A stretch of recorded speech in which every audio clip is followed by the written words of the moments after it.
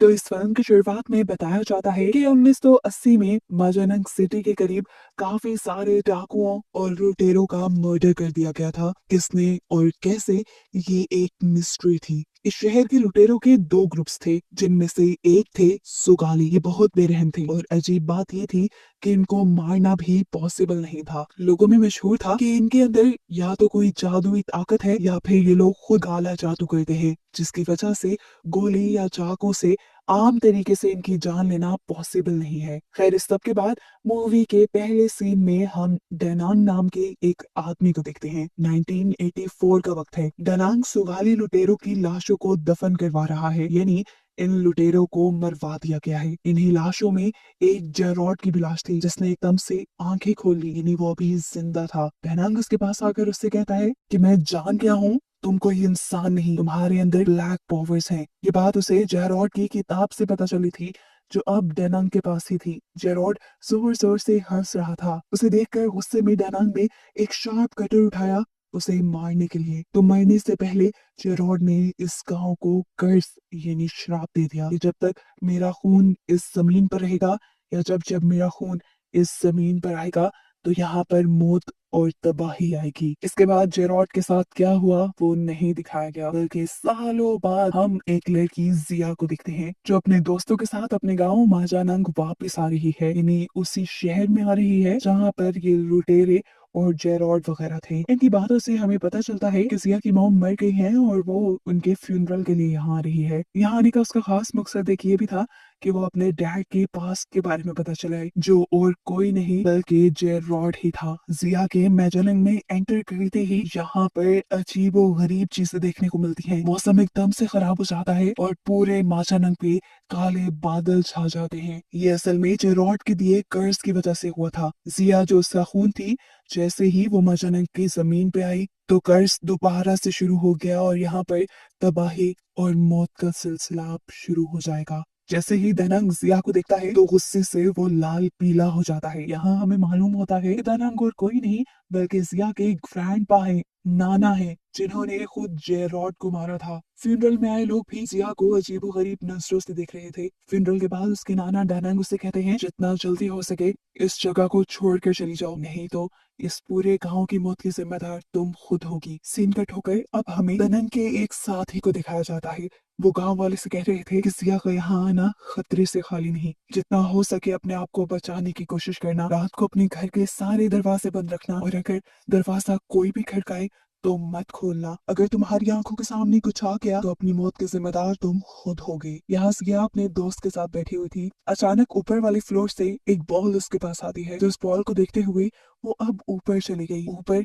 ये store room था, जहाँ पे एक संदूक पे ताला लगा हुआ था, जिसने जिया की अटेंशन अपनी तरफ खींच ली। इससे पहले कि जिया इसे खोल लेती और कुछ देख लेती, यहाँ पर दानांग आ जाते हैं और गुस्से में उसे कहते हैं, जल्दी अपना सामान पैक करो, रात होने से पहले पहले मैं तुम्हें टाउन में छोड़ आऊंगा। अब ये चीज जिया के दोस्त को भी अजीब लग रही थी कि उसके दादा ही उसे यहाँ से निकालने की कोशिश कर रहे हैं। वो उससे कहता है, शायद इसके पीछे के रीजन तुम्हारे डैड हो। जिया को उसकी बात पे यकीन नहीं आया। जिया को लगता था कि जरूर कहानी कुछ और है इस सब के पीछे, और यही तो जिया को पता करनी थी। जिया बताती है कि कभी भी मेरे ग्रैंडपा यानी दानांग ने मुझे यहाँ आने नहीं दिया। वो कहते थे, अगर तुम यहाँ आई तो यहाँ के लोग मर जाएंगे। देखो, मेरे यहाँ आने से लोगों के मरने का क्या ताल्लुक। इनकी इन्हीं बातों के दौरान दानांग आकर इन्हें यहाँ से ले जाते हैं। वो इन्हें शहर छोड़ने ही जा रहे थे, लेकिन तब उन्होंने देखा कि गाड़ी पंचर हो चुकी थी। ये देखकर वो पूरी तरह गुस्से में आ गए। उनकी घबराहट अब सातवें आसमान पे थी। जल्दी से वो घर के अंदर गए और उन्होंने एक गन उठा ली। जिया को उन्होंने कहा कि तुम अंदर ही रहना, और जिया के दोस्त को लेकर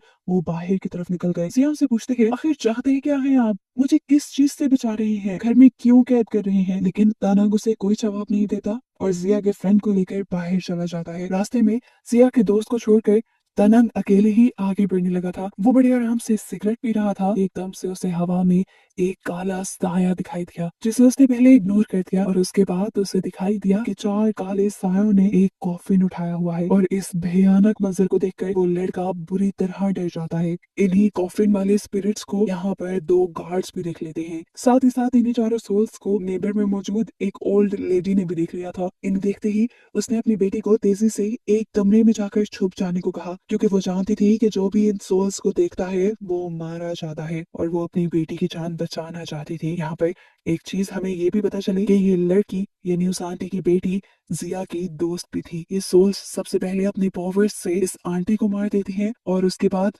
वो दोनों गार्ड्स जिन्होंने उन सोल्स को देख लिया था वो दोनों भी मारे जाते हैं। और अब इससे पहले कि ये सोल्स यहाँ पर जिया के दोस्त को भी मार देते, ठीक वक्त पर जिया यहाँ आ जाती है। जिया के दोस्त ने घबराते हुए बताया कि उसने यहाँ पर सोल्स देखी थी, लेकिन जिया ने उसकी बातों पर यकीन नहीं किया और कहा जरूर ग्रैंडपा ने ही तुम्हें ऐसा कुछ सिखाया होगा। अभी वो यही कह रही थी कि तभी उसने देखा उसके दोस्त का मुंह सूजने लगा था। वो अपने गले पे ऐसे हाथ रखे हुए था जैसे वो अपने आप को किसी फंदे से बचा रहा हो और उसके पांव भी जमीन से उठ गए थे। ऐसा लग रहा था जैसे कोई उसका गला घोटने की कोशिश कर रहा है। ठीक वक्त पर दैनंग यहाँ आ जाते हैं और जल्दी से एक शीशा लाकर देखते हैं। उसके पीछे वही चार सोल्स थी जो उन्हें आम आंखों से तो नजर नहीं आई लेकिन शीशे में नजर आ गई।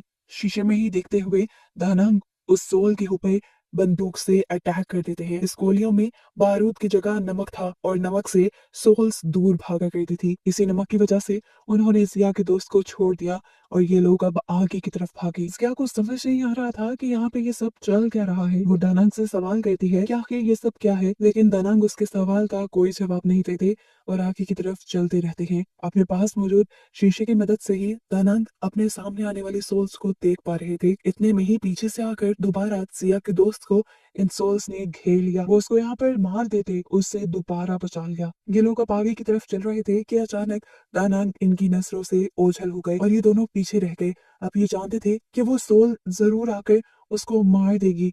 जल्दी जल्दी में जिया उसे लेकर अपनी दोस्त के घर छुप गई। उसकी मॉम ने भी उन सोल्स को देख लिया था और उन सोल्स ने उसकी मॉम को मार दिया। अंदर जाने पर इन्हें वहां कोई नजर नहीं आया सिवाय उसकी मरी हुई मॉम के। उसे देखकर ये दोनों ही डर गए। जिया के दोस्त ने कैबिन खड़काकर उसे अपनी तरफ बुलाने की भी कोशिश की लेकिन जिया को आवाज सुनाई नहीं दी और ये लोग वापस बाहर आ गए। और इस मर्तबा बाहर आने पर जिया के दोस्त को दूर से आती एक कार दिखाई दी। वो खुशी खुशी तेजी से उस कार की तरफ बढ़ा लेकिन पता चला कि वो कोई कार नहीं थी बल्कि यही सोल्स थी जिन्होंने कॉफिन पकड़ा हुआ था। और वो इस मर्तबा किसी चीज का लिहाज नहीं करते और जिया के दोस्त को पकड़कर मार देते हैं, जो देखकर जिया बहुत ज्यादा दुखी हो जाती है। यहाँ पर हम देखते हैं कि दानंग अब उस आदमी के पास आया था जो पूरे गांव वालों को संभल के रहने का कह रहे थे। उन्होंने यहाँ पर आकर इस आदमी से कुछ नमक वाली गोलियां मांगी और एक तावीज मांगा जिससे वो उन सोल से बच सकते थे। वो आदमी अब दानंग से पूछता है आप करना क्या चाह रहे हैं। तब दानंग ने बताया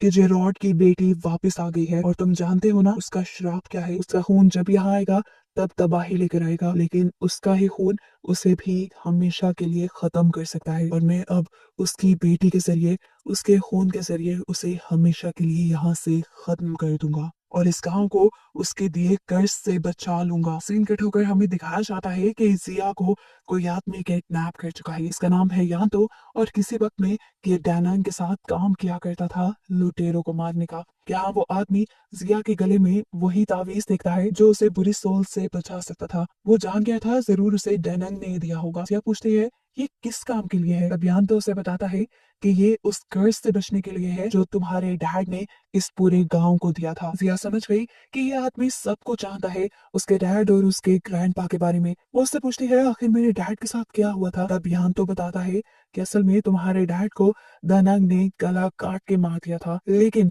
जेरोड के जिस्म के हिस्से अलग अलग होने के बावजूद भी जेरोड आज तक जिंदा है क्योंकि वो कभी मर नहीं सकता। उसके अंदर ब्लैक पावर्स हैं। ये बात सारे जानते थे कि जेरोड को कोई मार नहीं सकता, फिर भी दानंग ने उसका गला काट दिया। और इसके पहले ही तुम्हारे डैड ने इस पूरे गांव को श्राप दे दिया कि जब तक उसका खून यहाँ पर है या जब जब उसका खून यहाँ पर आएगा तो इस जगह पर मौत और तबाही आएगी। और क्योंकि तुम जेरोड का खून हो इसलिए तुम जिस दिन से यहाँ आए हो उस दिन से मरे हुए सारे सुगाली लुटेरे उनकी सोल्स जिंदा होकर बाहर निकल आई है और जो कोई भी उन सोल्स को देख लेता है वो सोल्स उन्हें जान से मार देती हैं। ये बात सुनते ही जिया का दिल दहल जाता है और उसे याद आता है वो वक्त जैसे ही उसने गांव में कदम रखा था तो पूरे गांव में काले बादल छा गए थे। सीन कट होकर यहाँ पर उस आदमी को दिखाया जाता है जिससे दानंग वो नमक वाली गोलियां और तावीज ले गया था। उसकी वाइफ अब उसके ऊपर गुस्सा हो रही थी कि क्या जरूरत थी तुम्हें वो तावीज दानंग को देने की, हमारे पास भी एक ही तावीज था, अब हम उनसे कैसे बचेंगे। वो अभी ये बात कह ही रही थी कि अचानक उनके दरवाजे पे नॉक हुआ। उन्होंने दरवाजा खोला तो बाहर वही सोल्स खड़ी थी जिसे उस आदमी की वाइफ देख लेती है। आदमी तो उनको नहीं दिखता, लेकिन अब वो सोल्स अंदर आकर उसकी वाइफ को मारने की कोशिश करती हैं। ये आदमी अपनी वाइफ को बचाने के लिए अपनी जान की बाजी लगा देता है, लेकिन कुछ नहीं होता क्योंकि अब उसकी वाइफ के साथ साथ वो खुद भी इन सोल्स के हाथों मारा गया था। सीन कट होकर दोबारा हमें जिया और यान्तो को दिखाया जाता है। जिया यान्तो से पूछते हैं, क्या मेरे डैड आज तक जिंदा है? जिसपे यान्तो कहता है, हाँ वो जिंदा है, उसे कोई नहीं मार सकता, आम तरीके से तो बिल्कुल नहीं। बहुत से लोग उसे खत्म करना चाहते थे, यहाँ तक कि दनांग भी। दनांग ने तो उसको खत्म करके उसके जिस्म के हिस्सों को अलग अलग जगह पर दफन कर दिया, लेकिन फिर भी आज तक उसका साया इसी गांव में है। यहाँ पर वो एक और कड़वी सच्चाई जिया को ये भी बताता है कि तुम्हारे डैड को कोई भी नहीं मार सकता सिवाय तुम्हारा खून, और तुम ही अपने डैड को मार सकती हो और इस गांव को कर्ज से आजाद करवा सकती हो। और ऐसा भी तुम्हारे डैड के कर्ज की वजह से है। सिया उससे पूछती है, मैं ये सब कैसे करूंगी? तभी आदमी बताता है कि तुम्हें अपने डैड की बॉडी और उनके सर को ढूंढना है। उसको एक साथ मिलाने के बाद जेरोड की सोल भी उसमें वापस आ जाएगी। जैसे ही उसकी सोल उसके अंदर वापस आएगी, तुम्हें फिर अपना खून अपने हथियार के ऊपर, एक कुल्हाड़ी के ऊपर लगा देना है, और फिर उससे तुम अपने डैड को यानी जेरोड को मार पाओगी, जिसके बाद ही उसका कर्ज खत्म होगा। याद में बताता है, असल में तुम भी डैनांग की इसी प्लानिंग का हिस्सा हो।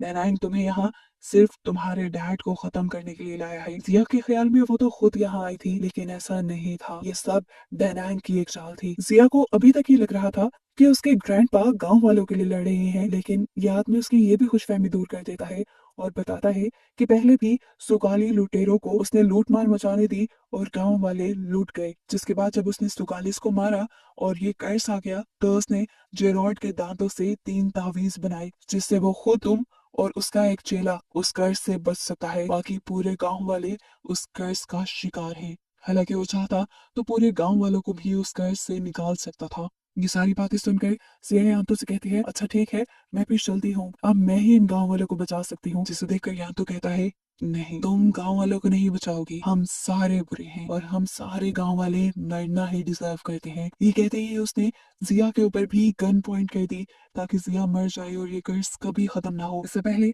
कि उसकी गन शॉट से जिया मर जाती, जिया अपनी टांग मारकर चेयर को नीचे कर देती है और निशाना चूक जाता है। गन शॉट की आवाज सुनकर टनंग भी यहाँ आ चुका था जिया को बचाने के लिए।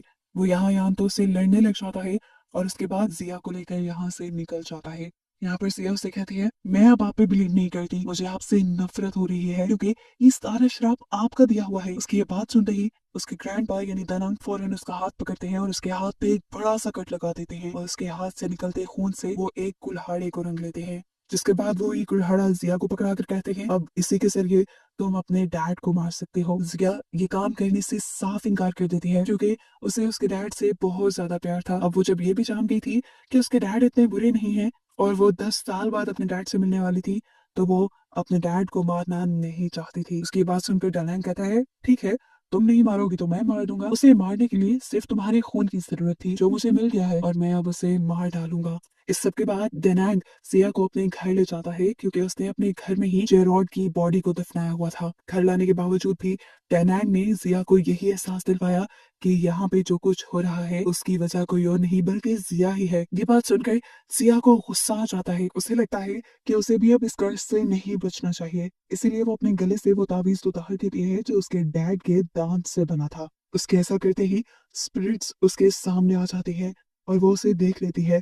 इससे पहले कि स्पिरिट की सोल्स उसे मार देती, डैनांग उसे यहाँ आकर उसे बचा लेते हैं। उसे घर के अंदर लाने के बाद डैनांग घर के पिछले हिस्से में खुदाई करने लगे जहां पर उसने जेरॉड के जिस्म के हिस्से दफनाए हुए थे। यहाँ पर जैसे ही डैनांग जेरॉड की बॉडी और सर को आपस में जोड़ने लगता है, पीछे से यान्तु आ जाता है उसे ऐसा करने से रोकने के लिए।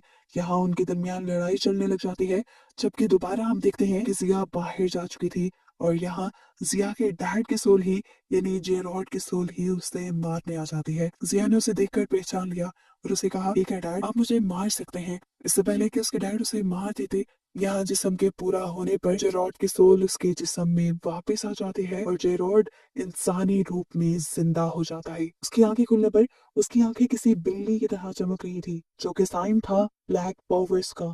जिंदा होते ही जेरॉड यहाँ यान्तो को देखता है और सबसे पहले यान्तो को ही मार देता है। हालांकि यान्तो तो उसे जिंदा होते देखते ही माफी मांगने लगा था उससे। यहाँ पर दानांग भी अब उसके जिंदा होते ही उससे माफी मांगने लगा। यहाँ पर वो कन्फेस करता है कि हाँ, मैंने तुम्हारे साथ बुरा किया, तुम एक लुटेरे थे और तुम्हें पहले इतना काला जादू नहीं आता था। मैंने ही तुम्हें ये सब सीखने को कहा और जब तुम्हारी पावर्स बहुत ज्यादा बढ़ गई तब मैंने तुम्हें मरवा दिया। जेरॉड इससे पूछता है क्यों, आखिर क्यों? ये कहकर वो उसे मारने ही वाला था, लेकिन तब डनैंग ने उसे बताया कि असल में मुझे भी ऐसा करने के लिए किसी ने कहा था। ये सब सुनने के बावजूद भी जेरॉड को डनैंग पे बिल्कुल रहम नहीं आ रहा था।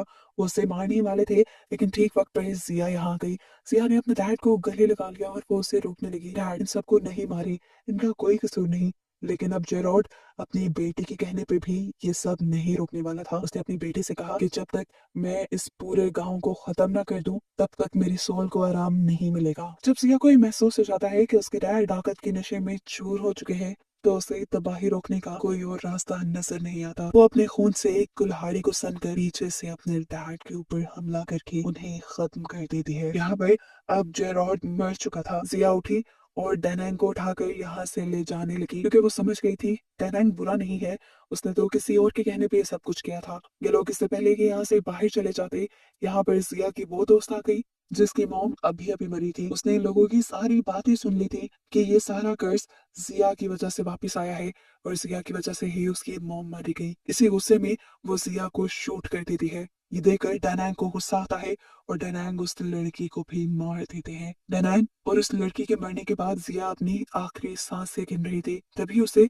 अपने दिमाग में कोई ख्याल आया और उसने वो कुल्हाड़ा यहाँ से उठाया जिससे उसने अपने डैड का कत्ल किया था और उस कुल्हाड़े को उसने अपने अंदर स्टैब कर दिया। जिसके बाद साफ मतलब था कि जिया को मर ही जाना चाहिए था। लेकिन फिल्म के पोस्ट क्रेडिट सीन में हम जिया को सड़क पे चलते हुए देखते हैं। उसके जख्म खुद ब खुद हील हो रहे हैं और वो मरने के बजाय ठीक हो रही है, जिसका साफ मतलब था कि उसके डैड के खून से उसके डैड की सारी पावर्स अब उसके अंदर आ चुकी थी। उन्हीं पावर्स की वजह से जिया अब जिंदा हो गई थी और ठीक हो रही थी और साथ ही इस गांव का कर्ज भी खत्म हो गया था। और बस यही दिखाते हुए ये कहानी यहाँ खत्म हो जाती है। लेकिन मूवी के खत्म होने के बाद भी हमें एक सीन दिखाया जाता है जिसमें एक अननोन आदमी आकर जेरॉड की लाश को वहां से ले जाता है। उसकी बातों से ऐसा लग रहा था कि वो काफी सालों से जेरॉड की लाश को ढूंढ रहा है और शायद यही वो आदमी है जिसने डनांग से ये सारे काम करवाए थे।